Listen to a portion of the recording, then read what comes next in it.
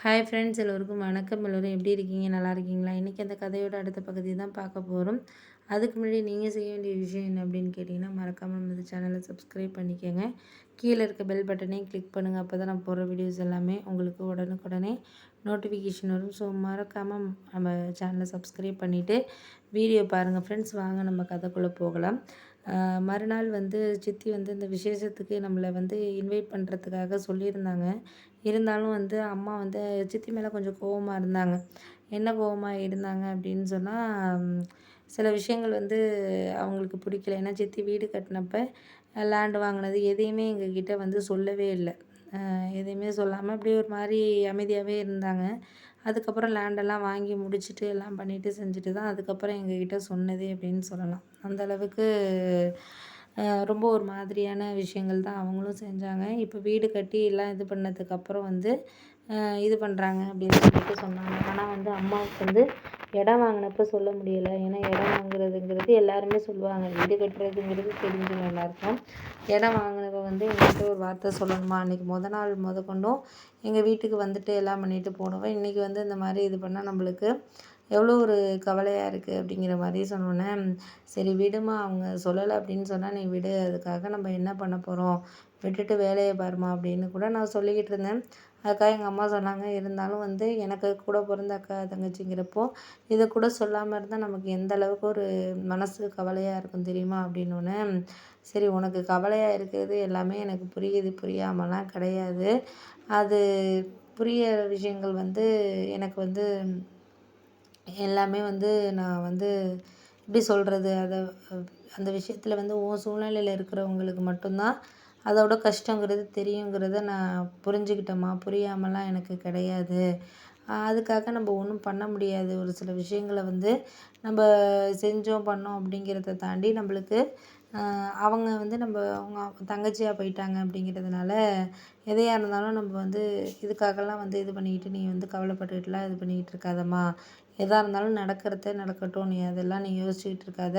முடிஞ்ச வரைக்கும் நம்மளால என்ன செய்ய முடியுதோ அதை நம்ம இது பண்ணிக்கிட்டு போ வேண்டியதுதான். அதுக்காக அவங்கள நம்ம தப்பாக இது பண்ண முடியாது. இந்த மாதிரி என்ன சொல்லுவாங்க அப்படின்னு சொன்னால், ஒரு சில விஷயங்கள அவங்க ஒரு விஷயமா சொல்லிடுவாங்க. என்ன சொல்லுவாங்கன்னா, நான் வீடு கட்டினேன், வாடகை வீட்டில் இருக்கா, அதான் பொறாமைப்பட்டுட்டு பேசுகிறா அப்படிங்கிற மாதிரி சொல்லிவிடுவாங்க. இது நமக்கு தேவையா?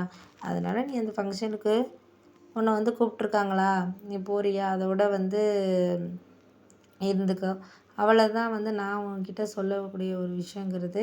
அதை தவிர நம்மளுக்கு எதுவுமே இனிமேல் அதை பற்றி நம்ம பேச வேண்டிய அவசியங்கிறது கிடையாது.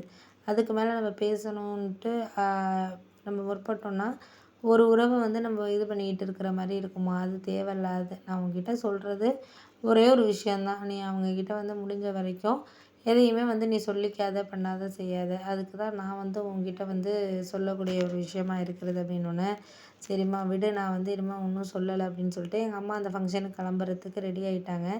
ரெடி ஆனதுக்கப்புறம் திரும்ப திரும்ப ஒரு அப்பாவும் அதே தான் சொன்னார். இது மாதிரி நான் இந்த விஷயத்தில் உன் தங்கச்சி மேலே எனக்கு கோவம் இருக்குது அப்படி இப்படின்னு திரும்பவும் அதே விஷயத்தையே ஆரம்பித்தாங்கன்னா, கண்டிப்பாக அவங்களுக்கு கொஞ்சம் கவலையாக தானே இருக்கும்.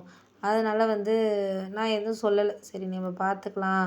எதா இருந்தாலும் நம்மளுக்கு இனிமே இதாகணும்னா, அப்புறம் எங்கள் அப்பாவை நான் சமாதானப்படுத்தினேன். நீங்கள் இந்த விஷயத்துலலாம் தலையிடாதீங்கப்பா. ஏன்னா இன்றைக்கி அவங்க அக்கா தங்கச்சியாக இருக்காங்க. நாளைக்கு நம்மளா எதுவும் இது பண்ண முடியாதுப்பா. அவங்களுக்கு பிடிச்ச விஷயங்களும் இருக்கும், பிடிக்காது இருக்கும். நீங்கள் இனிமேல் அதை இந்த விஷயத்த விட்டுருங்கப்பா அப்படின்னோன்னே, நான் இனிமேல் அதை பற்றியெல்லாம் பேசலம்மா அப்படின்னு சொல்லிட்டு அவங்க பாட்டுக்கு போயிட்டாங்க. போனதுக்கு அப்புறம் அம்மா சொன்னாங்க, "இது பாரு, திருப்பியும் உங்கள் அப்பா அதை பற்றியே பேசுகிறாரு பார்த்தியா? அதனால தான் நான் இதெல்லாம் வேண்டான்னு சொல்கிறேன்" அப்படின்னோன்னே, "விடுமா, அதெல்லாம் அப்பா பேசுகிறவர் பேசிக்கிட்டு இருக்கட்டும். பேசுகிறதுனால என்ன ஆகிடப்போகுது?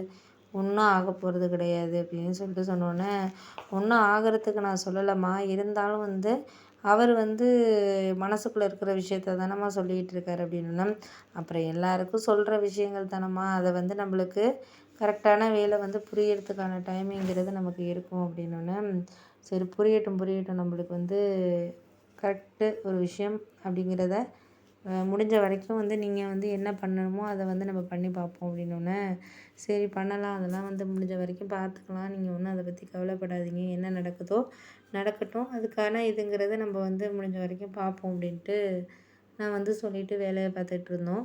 அடுத்த ஒரு 2, 3 நாளைக்கு அப்புறம் என்ன ஆச்சுன்னா